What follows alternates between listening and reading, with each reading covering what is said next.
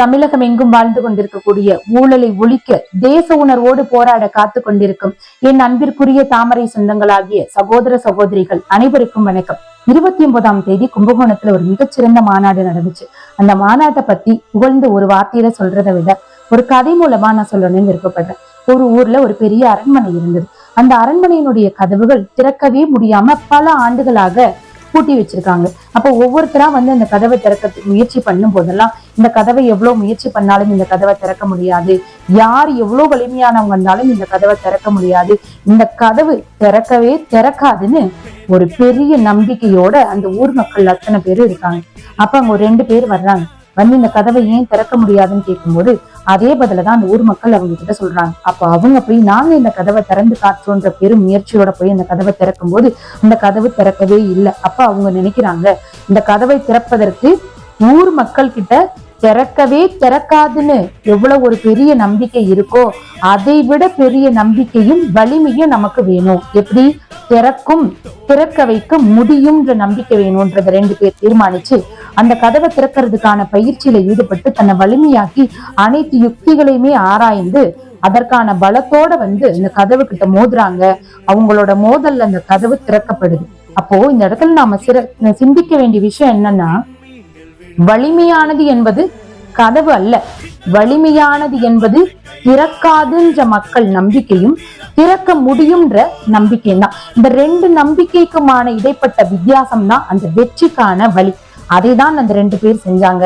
அந்த 2 பேர் தான் இவ்வளவு பெரிய மாநாட்டின் வெற்றிக்கு காரணமானவர்கள்னு நான் சொல்லணும்னு விரும்புறேன். அவர் தான் இந்த பிரிவுகள் 30 தமிழகத்தில் இருக்கக்கூடிய 30 பிரிவுகளுடைய அமைப்பாளராக இருக்கக்கூடிய மதிப்பிற்குரிய சகோதரர் KT ராகவன்ஜி அவர்களும், இணையமைப்பாளராக இருக்கக்கூடிய மதிப்புக்குரிய சகோதரர் நாச்சியப்பன்ஜி அவர்களும் தான்றத நம்ம சொல்லியே ஆகணும்.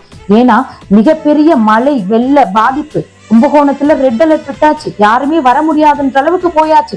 எதிர்பார்த்துட்டு இருக்காங்க எதிர்கட்சிகள் இந்த மாநாடு எப்படி வெற்றி பெறும், இவ்வளவு தேசபக்தர்களை ஒன்றிணைக்கிறாங்களே, தொடர்ந்து இந்த பாஜக ஒவ்வொரு சாதனைகளையும் செய்து வருதே, எந்த கட்சி வளராதுன்னு நினைக்கிறோமோ அந்த கட்சி தமிழ்நாட்டுல வளர்ந்துகிட்டே இருக்கே, யாருக்கு மக்கள் கூடக்கூடாதுன்னு நினைக்கிறோமோ அவங்களுக்கு மக்கள் கூடிக்கிட்டே இருக்காங்களேன்ற ஒரு பெரிய எதிர்ப்புக்கு மத்தியில இந்த மாநாடு நடந்தே காட்டணும். ஒரு பக்கம் மழை வெள்ளம், ஒரு பக்கம் தொண்டர்கள் அணிதிரண்டு வர்றதுல பல தடங்கள், அத்தனையும் தாண்டி எங்களுடைய தேசபக்தர்களாகிய காவி சொந்தங்கள் பாக்கதான் சங்கி, உங்க பேச்சுல காரியத்துல ஒவ்வொருத்தரும் சிங்கங்கள்.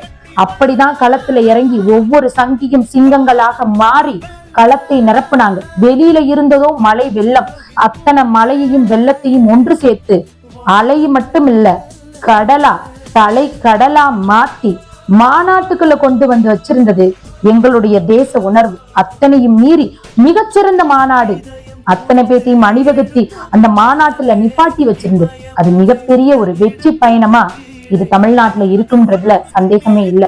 ஏன்னா 4 மணி நேரம் விடாத மழை. இந்த 4 மணி நேரத்துல செயற்கை கூடார அமைப்பு இருக்கு பாத்தீங்களா, ஒரு சொட்டு தண்ணி ஒழுகி ஒரு தேசபக்தரை நினைக்கல. அந்த அளவுக்கான மிகச்சிறந்த செயற்கை கூடார அமைப்பு, தண்ணீர் வசதி, சாப்பாடு வசதி, கூட்ட நெரிசல் அப்புறப்படுத்துறதுக்கான முன்னேற்பாடுகள், எங்கேயும் ஒரு விபத்து கிடையாது, யாரு கூட்ட நெரிசல்ல சிக்கி எதுவும் ஆகல. இத்தனை ஆயிரம் தலைகள் கடலாக திரண்டும் பாதுகாப்பை கொடுத்தது பாஜக.